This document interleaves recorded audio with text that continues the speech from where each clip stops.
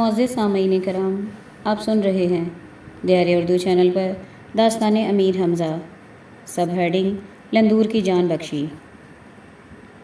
راوی بیان کرتا ہے کہ عمرو نوشیروان سے نوصادر لے کر امیر کی طرف روانہ ہوا، مگر امیر کا حال بھی ملاحظہ ہو کہ عمرو کے جانے کے بعد ایک روز اپنی حالت دیکھ کر خوب روئے، کیونکہ بدن میں طاقت بالکل معلوم نہ ہوتی تھی۔ ایسی زندگی سے مرنا بہتر ہے، اسی افسوس میں سو گئے، اور عین خواب حضرت ابراہیم نے آ کر مدد کی اور فرمایا، اے فرزند، خدا نے تیرا مرض دور کیا، اٹھ اور سجدہ کر۔ امیر نے مارے خوشی کے جنبش کی تو آنکھیں کھل گئیں، دیکھا تو مجھ کو عنبر کی خوشبو آ رہی ہے۔ معلوم کیا حضرت ابراہیم علیہ السلام نے مجھ پر رحمت ضرور کی ہے۔ خیال کیا تو پہلے کی نسبت زور اور بازو میں قوت زیادہ ہے۔ اٹھ کر شکرانے کی نماز ادا کی اور پلنگ پر بیٹھے۔ اسی روز عمرو بھی آیا اور حمزہ کو دیکھ کر حیران ہوا کہ یہ کون ہے۔ امیر کے روبرو جا کر کھڑا ہوا اور کہا، اے جوان، تو کون ہے اور حمزہ کہاں ہے؟ امیر نے فرمایا، میں اولاد بن مرزبان کا بھائی ہوں اور اپنے بھائی کی قید کی خبر سن کر آیا ہوں اور حمزہ کو مار ڈالا۔ عمرو یہ سنتے ہی آگ بگولا ہو گیا اور دوڑ کر خنجر مارنے لگا۔ امیر نے روک کر وہ خنجر عمرو کے گلے سے لگا کر کہا، میں حمزہ ہوں، خدا نے مجھے شفا دی ہے۔ تب عمرو نہایت خوش ہوا اور باہر نکل کر سب کو خوشخبری سنائی۔ یہ سن کر تمام سردار بما خسرو ہندوستان بارگاہ دانیال میں حاضر ہوئے اور امیر پر زر نثار کرنے لگے اور لشکر میں فرحت حاصل ہوئی۔ اسی روز سے کئی روز تک جشن رہا۔ بعد اس کے امیر بجلوس شاہانہ 80,000 سوار کی جمعیت کے ساتھ کوچ کر کے مدائن کی طرف روانہ ہوئے۔ اب کچھ حال بہرام خاقان چین کا عرض کرتا ہوں، اور پہلے بھی عرض کر چکا ہوں کہ جب امیر ہندوستان کو روانہ ہوئے تو راہ میں طوفان آیا تھا اور بہرام اپنے 4,000 سوار سمیت غائب تھا۔ وہ 6 ماہ تک دریا میں سرگردان رہ کر بندر سندھ پہنچا اور وہاں جہاز کو تیار کر کے اسباب خریدنے کے واسطے لوگوں کے ساتھ خشکی پر اترا۔ جب شہر کے قریب پہنچا تو وہاں ایک عظیم الشان درخت کے نیچے ایک چوکی بچھی ہوئی دیکھی، جس پر ایک کمان اور 2 نیزے نہایت زور آور 1,000 اشرفیوں کا توڑا رکھا ہے۔ بہرام وہاں گیا اور پوچھا کہ یہ کمان اور توڑا کیسا ہے؟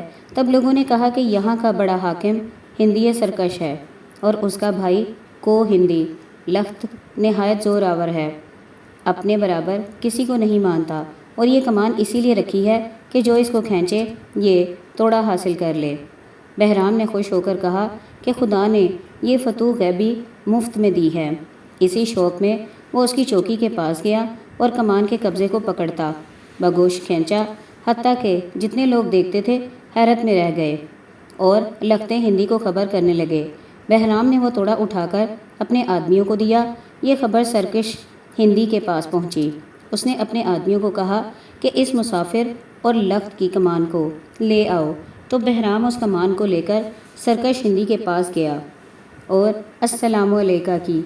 وہ مسلمان تھا اور لندور کی طرف سے اس شہر کی حکومت اس کو ملی تھی۔ اس نے کہا، میں نے سنا ہے کہ تو نے کمان کھینچی ہے، لیکن میرے روبرو کھینچو۔ اس نے اس کے روبرو کھینچی تو وہ ٹوٹ گئی۔ وہ اس کی قوت کو دیکھ کر حیران ہوا اور اس کے واسطے کرسی منگوائی۔ بہرام نے دیکھا کہ اس کے پہلو میں ایک کرسی فولادی زرکوب کی بچھی ہے اور اس پر غاشیہ پڑا ہے۔ بہرام اس پر سے غاشیہ اٹھا کر اس پر بیٹھا۔ ایک گھڑی نہ گزری تھی، بارگاہ کے دروازے پر سے لخت مانند شیر کے گراتا ہوا آیا اور اپنی کرسی پر اسے بیٹھا دیکھ کر آگ بگولا ہو گیا اور خنجر نکال کر یہ کہتا ہوا اس پر دوڑا کہ ایک تو نے میری کمان توڑی، دوسرا میری جگہ پر بیٹھا ہے۔ برابر آ کر خنجر مارا۔ بہرام نے اس کو روکا اور خنجر چھین لیا اور کمر میں ہاتھ ڈال کر لپیٹ لیا۔ غرض دونوں میں کشتی ہونے لگی، یہاں تک کہ وہاں کا تمام فرش ابتر ہو گیا۔ سرکش نے سوچا کہ فساد برپا نہ ہو، اس نے اٹھ کر دونوں کو چھڑایا اور صلح کروائی، کوہ لخت اور چوکی منگوا کر بٹھایا۔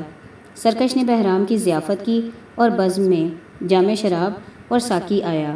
صراحی اور کہکہوں کی آواز بلند ہوئی۔ سرکش ہندی نے بہرام سے کہا، سچ کہو تم کون ہو؟ بہرام نے اپنی تمام حقیقت امیر کے ساتھ سے طوفان کے سبب جدا ہونے کی بیان کی۔ وہ اس حال کو سن کر آنکھوں میں آنسو بھر لایا اور ایک آہ بھری۔ بہرام نے اس کی وجہ پوچھی۔ کہا امیر کی ملاقات کا مجھے بڑا شوق تھا، لیکن تمہارے سے کئی روز پہلے اس کا کوچ ہو گیا ہے، اور گستم نام کا ایک شخص یہاں آیا تھا۔ اس نے ہر چند کہا، لیکن میں نے اس واسطے شہر کا دروازہ نہ کھولا اور اندر نہ آنے دیا۔ اس نے حمزہ اور لندور کا سر یہاں سے نوشیروان کے پاس بھیجا ہے۔ جب یہ بات بہرام نے سنی تو گریبان پھاڑ ڈالا، ایک دو ہتھڑا اپنے سینے پر مار کر اسی وقت کھڑا ہوا اور سرکش سے کہا، اب مجھ کو ایک ساتھ آرام کرنا حرام ہے۔ اب حمزہ کے بغیر زندگی اچھی نہیں، اس سے مرنا بہتر ہے۔ جاتا ہوں۔ اگر ایران میں جا کر 4000 سوار سے نوشیروان کی سلطنت کو الٹ نہ دیا اور حمزہ کے خون کا بدلہ نہ لیا تو مردان عالم میں نام نہ پاؤں گا۔ ہر چند سرکش نے کہا کہ میں نے سراندیپ سے خبر منگائی ہے، اسے دریافت کر لوں۔ بہرام نے کہا کہ تم نے گستم کا نام لیا، مجھے یقین ہوا وہ بڑا بدذات ہے، اس نے موقع پا کر حمزہ کو مارا ہوگا، میں ضرور جاؤں گا۔ تب سرکش نے 6 مہینے کا خرچ جہازوں میں بھر دیا۔ بہرام رخصت ہوا، 5 مہینے تک دریائے شور میں چلتا رہا اور 6 مہینے ایک جزیرے میں پہنچا اور خشکی پر اترا اور 4000 زک سے نوشیروان پر چلا۔ یہ خبر ہر کاروں نے بادشاہ کو سنائی کہ بہرام باغی ہو کر آپ سے لڑنے کو آتا ہے۔ بادشاہ نے اشک بن گستم کو 10,000 سوار دے کر بہرام سے لڑنے بھیجا۔ جب وہ بہرام کے نزدیک پہنچا تو نامہ لکھا کہ حمزہ زندہ ہے، تم چل کر بادشاہ کی اطاعت قبول کرو اور یہ باتیں دل سے دور کرو۔ بہرام نے جواب میں لکھا کہ تم لوگوں کے مکر سے میں خوب واقف ہوں، ایسی باتیں میں نہیں مانتا، میدان میں جو ہوگا دیکھ لوں گا۔ اشک نے طبلِ جنگ بجوایا اور دوسرے دن صبح کو میدان میں نکل کر بہرام کو طلب کیا تو وہ مانند شیر کے میدان میں نکلا۔ اشک نے اسے دیکھتے ہی نیزہ فولاد پکڑ کر بہرام کی چھاتی پر مارا۔ بہرام نے ہاتھ ٹھہرا کر وہ نیزہ چھین کر اس کے سینے پر اس زور سے مارا کہ نیزے کی نوک اشک کی پشت کی طرف سے نکل آئی اور 4000 ازبک ساسانیوں پر ٹوٹ پڑے۔ غرض 10,000 ساسانیوں میں سے 5000 بچ کر نوشیروان کی طرف بھاگے اور باقی مارے گئے۔ تب بہرام نے اپنے سپاہیوں کو کہا کہ تم جس بستی میں پہنچو وہاں کے لوگوں کا قتل اور لوٹ وغیرہ ہم نے تم کو معاف کیا۔ اسی طرح یہ قزاقی کرتا ہوا مدائن کو چلا۔ جب یہ خبر بادشاہ کو ہوئی تو وہ نہایت پریشان ہوا۔ چوتھے دن بہرام کا لشکر آیا اور قلعے کو گھیر لیا۔ لوگوں نے بہت کہا کہ امیر زندہ ہے اور تو بادشاہ سے بے ادبی کرتا ہے، یہ اچھی بات نہیں، مگر بہرام نے کچھ پرواہ نہ کی۔ تب تو بادشاہ بہت گھبرایا اور بہرام قلعہ کے دروازے کے پاس پہنچا اور قریب تھا کہ دروازہ توڑے کہ صحرا کی طرف سے دفتن گرد پیدا ہوئی اور اس گرد میں سے حاکم اژدہا پیکر نمودار ہوا اور طبلِ سکندری کی آواز آئی۔ بہرام نے دیکھا کہ صاحب کران کا لشکر معلوم ہوا تو بے اختیار دیوانہ وار اس طرف دوڑا اور جا کر امیر کی رکاب چومی اور امیر گھوڑے سے اتر کر بہرام سے بغل گیر ہوئے۔ اور لندور سے بھی امیر نے ملاقات کروائی۔ بہرام سے بغل گیر ہوئے اور لندور سے بھی امیر نے کہا کہ بادشاہ نے آپ کو دعا فرمائی ہے اور ارشاد کیا کہ آج اپنا لشکر نہیں ٹھہرائیں، کل ہم استقبال کر کے اپنے ہمراہ لائیں گے۔ صاحب کران بما لشکر بے پایاں وہیں اترے اور مقام کیا۔ جب دوسرا دن ہوا تو صبح کو امیر فوج ہند و عرب و ازبک کو یمنی ہمراہ لیے ہوئے شہر کی طرف روانہ ہوئے۔ نوشیروان بھی بما تمام ساسانیوں کے سوار ہو کر مدائن سے کئی کوس تک استقبال کو آئے۔ امیر نے جب شاہ کی سواری دیکھی تو مرکب سے اتر کر پیدل ہوئے اور مجرا کر کے پایہ تخت کو بوسہ دیا تو بادشاہ نے نہایت سرفرازی کی اور اپنے ہمراہ لے کر شہر کو چلے۔ جب دروازے کے پاس پہنچے تو بادشاہ نے امیر سے فرمایا کہ اپنے لشکر کو علم دو کہ وہ اپنی قدیم جگہ تل شاد کام پر اترے اور تم شہر چلو۔ امیر نے مادیہ کرب کو حکم دیا۔ تب لشکر اپنی قدیم جگہ پر اترا اور امیر بادشاہ کے ہمراہ شہر میں داخل ہو کر بارگاہ خسروی میں آئے۔ بادشاہ اپنے تخت پر اور امیر رستم کی کرسی پر بیٹھے۔ غرض بادشاہ نے سرفرازی فرمائی۔ جب دربار برخاست کا وقت آیا تو امیر رخصت ہو کر اپنی بارگاہ میں گئے اور صحبت نشاط مہیا کی۔ اب بختک کا حال سنیے کہ وہ رات کے وقت کئی ہزار ساسانیوں کو ساتھ میں لے کر حضور میں گیا اور عرض کی کہ جب حمزہ اکیلا تھا تو اس کا مقابلہ کرنا مشکل تھا، اب لندور اور بہرام اس کے رفیق ہوئے ہیں، مجھے ڈر ہے کہ ایران کا تخت نہ لے لیں۔ اس نے بادشاہ کو بہت ڈرایا اور پوچھا کہ اس کی کیا تدبیر کریں۔ کہا کوئی اور صورت نہیں ہے، صرف یہی ہو سکتا ہے کہ جب صبح کو حمزہ آئے تو آپ اسے یہ فرمائیں کہ میں نے تمہیں لندور کا سر کاٹنے کے لیے بھیجا تھا، نہ کہ تم کو دشمن کی فوج یہاں لے کر آنے کے لیے۔ بادشاہ نے فرمایا کہ میں نے بھی تجھے اس کام میں مختار کیا، جس طرح چاہے کر۔ صبح کو امیر حضور میں آئے اور بادشاہ کو مجرا کیا اور کرسی پر بیٹھے۔ جب تمام سردار حاضر ہوئے تو اس وقت بختک نے امیر سے کہا کہ بادشاہ نے تم کو طلب کیا ہے، نہ کہ اس کو حضور کے پاس لاؤ۔